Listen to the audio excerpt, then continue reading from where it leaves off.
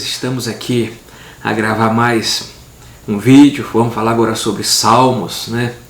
O inário de Israel, o louvor de Israel, né? O inário oficial de Israel. Então, Salmos, significado, né? O nome vem do grego, que significa louvor, significa música, né? Como eu já falei, que é o inário oficial de Israel, né? Os pais da igreja chamavam, né, salmo de saltério, né, que era um antigo instrumento musical de corda. E uma das coisas também dentro da questão da autoria dos salmos, né? A autoria, Davi foi o autor, né, de 73 salmos. Asaf, né, regente de Davi, é o autor de 12 salmos. Os filhos de Corá são autores de 10 salmos, né? Salomão, o autor do segundo Salmos, né? Ele escreveu 2 salmos, que foi o Salmo 72 e 127. Salomão escreveu 2 salmos. Etar, levita nomeado por Davi, escreveu um salmo, que foi o Salmo 89. E Moisés, né, escreveu um salmo, que foi o Salmo 90. E tem 50 salmos anônimos, né? Anônimo.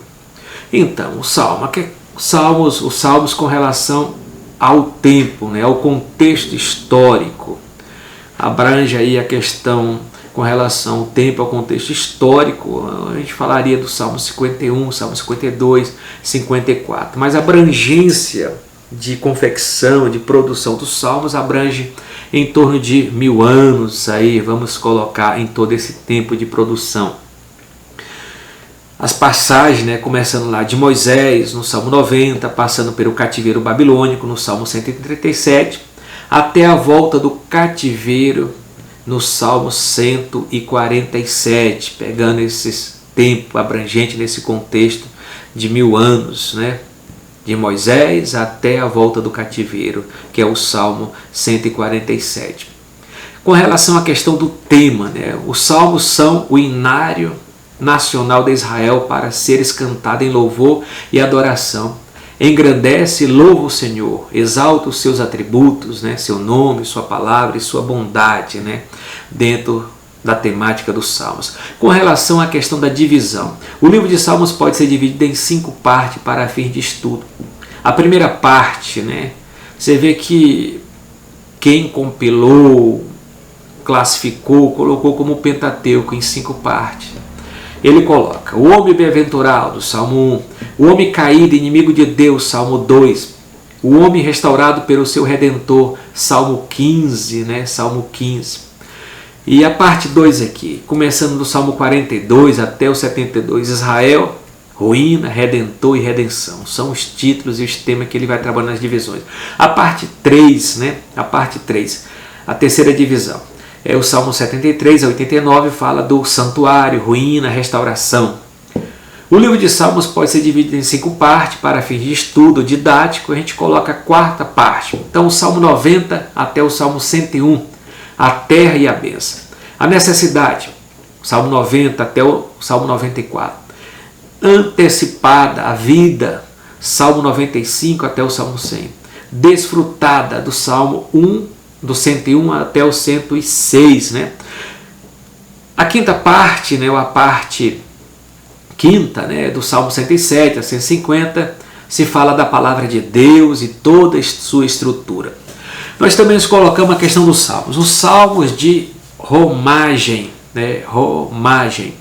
Os cânticos de romagem eram salmos que era entoado pelo peregrino ao caminhares para o templo de Jerusalém e para as festas religiosas. Era uma espécie de inário para os viajantes, saudosos dos pátios, do templo, e faz parte desse grupo os salmos 120 até o salmo 134, num total de 15 salmos. Esses salmos são chamados de salmos de peregrinação, ou cântico de subida, ou cântico de degrau, onde que caminha na subida para Jerusalém, ao templo. Salmos nos ensinam os sermões adoradores segundo o coração de Deus. Ou melhor, adoração é essa que se manifesta em nós através de virtude divina. Os Salmos nos traz algo muito precioso que a gente pode estar vendo e analisando toda a sua estrutura, a sua base, o que ele nos traz, né? Onde que foi colocado todo o conteúdo, né? E que a gente for aprofundar mais os Salmos, né? Apresenta conteúdos didáticos, devocionais, histórico, profético, de louvor e adoração a Deus. Na literatura da Bíblia, Deus fala com o homem, mas nessa parte da Escritura, o homem fala com Deus. Essas Escrituras expressam o sentimento tanto daqueles que são felizes como dos que estão em dificuldade.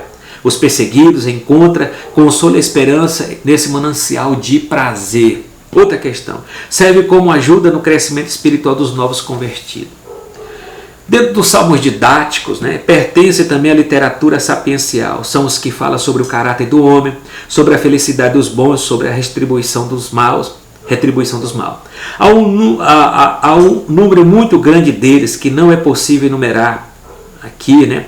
Nele encontramos ainda os que falam da excelência da palavra de Deus ou da lei. Também estão entre aqueles que exortam os governantes, além daqueles que condenam a vaidade da vida humana, né? São os salmos didáticos. Outras questões dos salmos devocionais são os que exprimem arrependimento, né? Muito preferidos chamados de salmos penitenciais, como eu já coloquei também. Esses salmos experimentam também o desalento, mais inspirado a esperança, nos impulsiona a oração, mesmo em dia de dificuldade. Temos neles orações numa situação em que o culto público não seja possível, o salmo de ação de graça. Temos salmos também, salmos históricos. São os que mencionam os grandes eventos nacionais. Os profetas são os que anunciam as coisas futuras, como Salmo 83, que fala sobre a Guerra dos 6 Dias, que aconteceu em 1967. A maior parte deles são proféticos, são profecias messiânicas. Os salmos messiânicos apresentam o Messias como rei, como sacerdote, como sofredor, além de porções como fala do sofrimento do Messias, da sua ressurreição e da sua ascensão. Aí nós temos também os Salmos e Isaías, são os 2 livros do Antigo Testamento mais citados no Novo. Os Salmos são essencialmente messiânicos por causa do ideal do justo sofredor que triunfa. Isso está de acordo com a vida de Jesus, seu sofrimento e sua glória.